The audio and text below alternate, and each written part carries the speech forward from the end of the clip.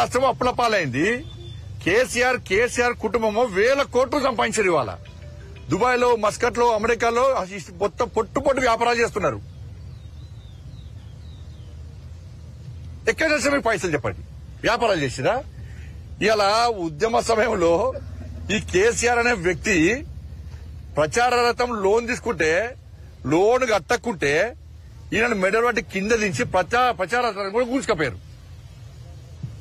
ఈయన లోన్ తీసుకొని వెహికల్ కొనుక్కుంటే ఫైనాన్స్ పైసలు కట్టకుంటే ఫైనాన్స్ కూడా వచ్చి ఈయన మెడల్ బట్టి దించి ఆయన కారు కూడా గుంజుకపోయారు.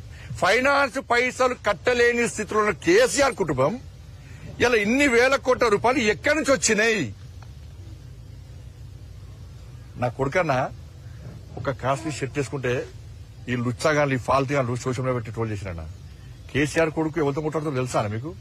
కేసీఆర్ కొడుకు మా కొడుకుతో కొట్లాడతాడు. కేసీఆర్ కొడుకు నా కొడుకుతో కొట్లాడతాడన్న. మన స్థాయి గది, అనే స్థాయి. కేసీఆర్ కొడుకు స్థాయి గది. అంటే మా పిల్లల గారు బట్టలు వేసుకోవద్దన్నా, కాస్ట్లీ బట్టలు వేసుకోవద్దన్నా, షూ వేసుకోవద్దన్నా, బండ్లు కొనుక్కోద్దన్నా, బిచ్చపులొక్క తిరగాలన్నా మేము. మా పిల్లలు ఒక్క కాస్ట్లీ షర్ట్ వేసుకుంటే బండి సంజయ్ 1000 కోట్లు సంపాదించిన ప్రచారం చేస్తాను ఈ ఫాల్తీగాళ్ళు సోషల్ మీడియాలో. నేను కొనక్కని మొన్న ఇల్లు కొనుక్కున్నా. నేను సవాల్ చేస్తున్న కేసీఆర్ కుటుంబాన్ని, కేసీఆర్ కొడుకును, నువ్వు, నీ అయ్యా, మీ అమ్మ, మీ భార్య, పిల్లలందరూ రండి, ఏ గుడో పోదాం. నేను మా కుటుంబంతో సహా వస్తానని ప్రమాణం చేద్దాం. బినామీ ప్రాపర్టీస్ కూడా ప్రమాణం చేయాలి. ఇలా రాధాకృష్ణ గారు మాట్లాడేది గదే మాట్లాడింది. ఇలా ఆ రోజు ఆంధ్రజ్యోతి దినపత్రిక మీ అయ్య ఉద్యమం చేయకుండా కూడా, మీ అయ్య తాగి ఫామ్ హౌస్ అన్నా కూడా తెలంగాణ ఉద్యమకారునిగా చూపట్టింది ఆంధ్రజ్యోతే. ఏబిఎన్ ఆంధ్రజ్యోతి చూపట్టింది ఆ రోజు ఏబిఎన్ మంచిది కాదు. ఆ రోజు మంచిది ఏబిఎన్, మంచి పత్రిక, మంచి ఛానల్, దమ్మున్న ఛానల్ అప్పుడు. కానీ ఇప్పుడు మాత్రం మంచిది కాదు. ఎందుకంటే నీ బండారం అంటే బయట అసలు నీ స్వరూపం బయటపట్టింది కాబట్టి.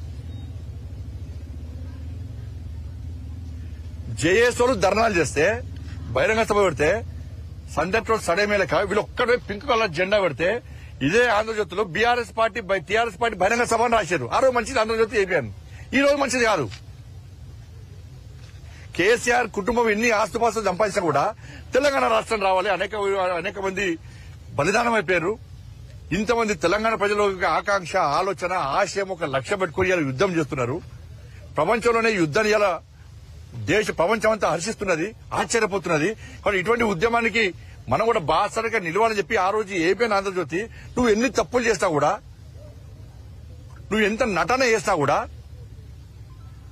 నువ్వు నటనలో జీవించే ప్రయత్నం చేసినా కూడా, మరి ఇదే ఏబిఎన్ ఆంధ్రజ్యోతి నిన్ను కొత్త పైకి లేపింది. అప్పుడు మంచిది.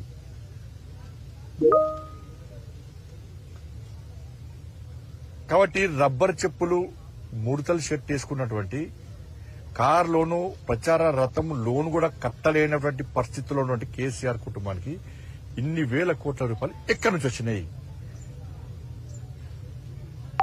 కాళేశ్వరం చంపే ఇప్పుడు ఈ ప్రభుత్వం ఏంది? ఈ ప్రభుత్వం చేత కాదు. ఫస్ట్ రేవంత్ రెడ్డి సర్కారు చేతనావస్థలో ఉన్నది, చాతకంతనంలో ఉన్నది. ఏం చేస్తారు? దాడి చేస్తా అంటే దాడి చేస్తాడని తీసుకుపోయి పొక్కలేసి వాడిని ఈ పంత మడదంపగనట. ఏబిఎన్ కార్యాలయానికట సెక్యూరిటీ ఇస్తారట. ఇటు ఏబిఎన్ కార్యాలయానికి ఇస్తారు, అటు టీవీ ఛానల్ కూడా ఇస్తారు రక్షణ. వాళ్ళు కూడా రక్షణ ఇస్తారు, ఫుల్ పోలీస్ పెట్టాలని పెడతారు. ఈ సిస్టమ్ ఏదో నాకు అర్థం కాదు. వీళ్ళ ఆలోచన ఎందుకు అర్థం కాదు కాంగ్రెస్ పార్టీ ప్రభుత్వం. అది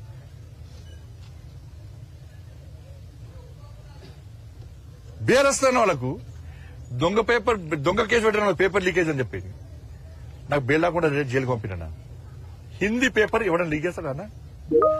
సాయంత్రం 8 గంటలకు కూడా మీద కేసు పెట్టారు. నాకు బెయిల్ లేకుండా వేసింది కేసీఆర్ ప్రభుత్వం. 317 జీవోకు వ్యతిరేకంగా కొట్టాడితే అరెస్ట్ చేసి నాకు బెయిల్ రాకుండా వేసింది అన్న కేసీఆర్ ప్రభుత్వం. ఇదే రేవంత్ రెడ్డి గారు మరి ఆలోచించాలి. నిన్ను డ్రోన్ కేసులో దానిలో అరెస్ట్ చేసి నీకు బెయిల్ రాకుండా 10 రోజుల పాటు జైల్లో ఉంచారు. ఏడవిందన్న రేవంత్ గారు రోషం ఏడవింది, రేషం ఏడవింది. ఏమైంది? ఎందుకు కాంగ్రెస్ పార్టీ ప్రభుత్వానికి కేసీఆర్ కుటుంబం మీద ఇంత ప్రేమ, ఇంత అభిమానము? మీ ఇచ్చిపుచ్చుకునే ధోరణి ఏంది? కాళేశ్వరం విషయంలో ఏటీఎం గా మార్చింది వాస్తవమా కాదా? 1,00,000 కోట్లు దొబ్బిపోయింది వాస్తవమా కాదా? ఫోన్ ట్యాపింగ్ చేసింది వాస్తవమా కాదా? ఈ ఫార్ములా కేసులో కోర్టు కూడా మొట్టికాలేసి విచారణ చేసుకోమంటే ఎందుకు కేసీఆర్ కుటుంబాన్ని అరెస్ట్ చేయలేకపోతున్నారు? గొర్రెల స్కామ్, చేపల స్కామ్ వాస్తవమా కాదా? డ్రగ్స్ కేసులో కేసీఆర్ కుటుంబం ఉందా లేదా? ఫామ్ హౌస్ కేసులో ఎందుకు అరెస్ట్ చేస్తలేరు? ఇవి చెప్పిన స్కామ్స్ జరిగినా చెప్ప క్లారిటీ ఇవ్వండి. రేవంత్ సర్కార్ క్లారిటీ ఇవ్వండి. ఇవన్నీ స్కామ్స్ జరగాలని చెప్పు, లేకుంటే జరిగినా కూడా మాకు చేత కాదు, కేసీఆర్ కుటుంబాన్ని టచ్ చేసే దమ్ము మా దగ్గర లేదు అని చెప్తే మేము మాట్లాడు బంద్ చేస్తాం. తెలంగాణ సమాజం కూడా ఆశలు వదులుకుంటారు. నన్ను చూడు, నా అందం చూడనంటే ఇక చూడు ఏం చేయరు. పట్టుకుంటాం. నువ్వు ఎవరిని వదిలిపెట్టామంటారు వీళ్ళు. నువ్వు పట్టుకుంటే కదా వదిలిపెట్టడానికి.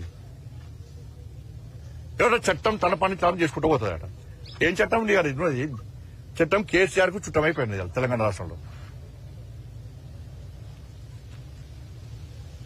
మేము మళ్ళీ చెప్తున్నాను, ఒక హోమ్ మినిస్టర్ చెప్పొద్దు ఇది. కానీ బీఆర్ఎస్ పార్టీ అరాచకాలను కాంగ్రెస్ పార్టీ ప్రభుత్వం అణిచివేసే ప్రయత్నం చేస్తలేదు, అడ్డుకునే ప్రయత్నం చేస్తుంది. కాబట్టి ఇప్పుడే నేను స్టేట్మెంట్ ఇచ్చిన మా రాష్ట్ర అధ్యక్షుడు రామచంద్రరావు గారు ఇప్పటికే బీజేవైఎం కార్యకర్తలు ఆదేశించారు. రామచంద్రరావు గారు మా రాష్ట్ర అధ్యక్షులు ఏబిఎన్ కార్యాలయం మీద చెయ్యి వేసిన 2 గంటల లోపల నీ టీఆర్ఎస్ భవన్ మీద పక్క దాడి చేయాలని చెప్పి, దాడి చేస్తామని చెప్పి మా రామచంద్ర గారు మా యువమోర్చా కార్యకర్తలు ఆదేశించారు. నేను సవాల్ చేస్తున్నా, చలో నీ క్యాడర్ రమ్మను, మా క్యాడర్ వస్తుంది. నీ కిరాయి గుండె రమ్మను, మా కట్టర్ క్యాడర్ రెడీ అయ్యాల. ఏ ఛానల్ మీద దాడి చేసినా కూడా పక్క ప్రతి దాడులు చేస్తారని కూడా మా రాష్ట్ర అధ్యక్షుడు ఇలా వార్నింగ్ ఇచ్చింది. కాబట్టి బీఆర్ఎస్ పార్టీ చాలా జాగ్రత్తగా ఉండాలి. నేను మళ్లీ చెప్తున్నాను, మీ ఊకదంపుడు హెచ్చరికలకు, దాడులకు ఇలా తెలంగాణ సమాజం భయపడేది. ఏదో 10 మంది 20 మంది పోయి టక్క రాలేస్తే పైన మనం మాట మీద రాలేసిరన్న పైన స్టాఫ్ ఉంటారు, వాళ్ళకేం సంబంధం? తలకాల వాళ్ళకి కిందికి పట్టం రాలేస్తే లోపల ఉంటారు, నీకేం తెలుసు? సిగ్గుండాలే, కొంచెం సమర్థించడం సిగ్గుండాలే. కిందికెళ్ళి రాలేస్తే లోపల పిల్లలు ఉంటారు, అమాయకులు ఉంటారు, తలలు వెళ్తాయి, దెబ్బలు ఏడలతో తెలియదు. దాంట్లో రాళ్ళేస్తారు, పోతారు. అయిపోయా వాళ్ళని ప్రభుత్వం కాపాడుతుంది, కాంగ్రెస్ పార్టీ ప్రభుత్వం. ఒక్కసారి భయం మీద చూపడితే ఇంకోసారి వద్ద అడిగాడు. ఇదా మీ చాదగంతనం? భారతీయ జనతా పార్టీ కార్యకర్తలు సిద్ధంగా ఉన్నారు. ఇటువంటి ప్రయత్నం ఉండి మానుకోండి మీరు. భారతీయ జనతా పార్టీ కార్యకర్తలు యుద్ధానికి సిద్ధం. మేము ప్రజాస్వామ్యాన్ని కాపాడతాం, మీడియాకు బాసటగా నిలుస్తాం, మీడియాను కాపాడుకునే ప్రయత్నం చేస్తాం. ఏబిఎన్ ఛానల్ కు ఇవాళ దాడి చేస్తున్నారు కాబట్టి ఏబిఎన్ ఛానల్ కు భారతీయ జనతా పార్టీ కార్యకర్తలు అండగా ఉంటారు. తెలంగాణ రాష్ట్రంలో వేలాది మంది, లక్షలాది మంది కార్యకర్తలు ఇవాళ ఏబిఎన్ కు అండగా ఉంటారు. మొన్న మహా టీవీ కూడా అండగా ఉన్నది భారతీయ జనతా పార్టీ. వాళ్ళు వీళ్ళు వచ్చి చూసి విజిట్ చేసిరవచ్చు. కానీ ఫస్ట్ విజిట్ చేసింది, ఫస్ట్ అండగా ఉంటారని చెప్పి ధైర్యం ఇచ్చింది మహా టీవీకి భారతీయ జనతా పార్టీ. నేను ఫోన్ చేసిన, మా రాష్ట్ర అధ్యక్షుడు కిషన్ గారు ఫోన్ చేశారు. ఇవాళ ఏబిఎన్ కూడా భారతీయ జనతా పార్టీ కార్యకర్తలు అండగా ఉంటారు. మామూలు కిరాయి ఇచ్చేస్తులు కాదు, నమ్మిన సిద్ధాంతం కోసం నక్సలైట్లకు వ్యతిరేకంగానే కొట్లాడిన వాళ్ళం, టెర్రరిస్టులకు వ్యతిరేకంగా కొట్లాడడం, నమ్మిన సిద్ధాంతం కోసం, ఆ కాషాయపు జెండా కోసం, కమలం కోసం కొట్లాటోళ్ళం, తెగించి కొట్లాటోళ్ళం, ప్రాణాలను త్యాగం చేయడానికి కూడా సిద్ధంగా ఉండడం కమిట్మెంట్ గల కట్టర్ క్యాడర్ మాది. అటువంటి క్యాడర్ ఇలా ఏబిఎన్ కు అండగా ఉంటుంది. మా యువమోర్చా రాష్ట్ర అధ్యక్షుడు మహేందర్ కూడా ఇలా వందల మంది కార్యకర్తలుకొని ఇలా ఏబిఎన్ ఛానల్ పోయి ఏబిఎన్ ఛానల్ కు బాసటగా ఉండడానికి సిద్ధంగా ఉన్నారు. ఇలా కేసీఆర్ కొడక మీరు వస్తారా?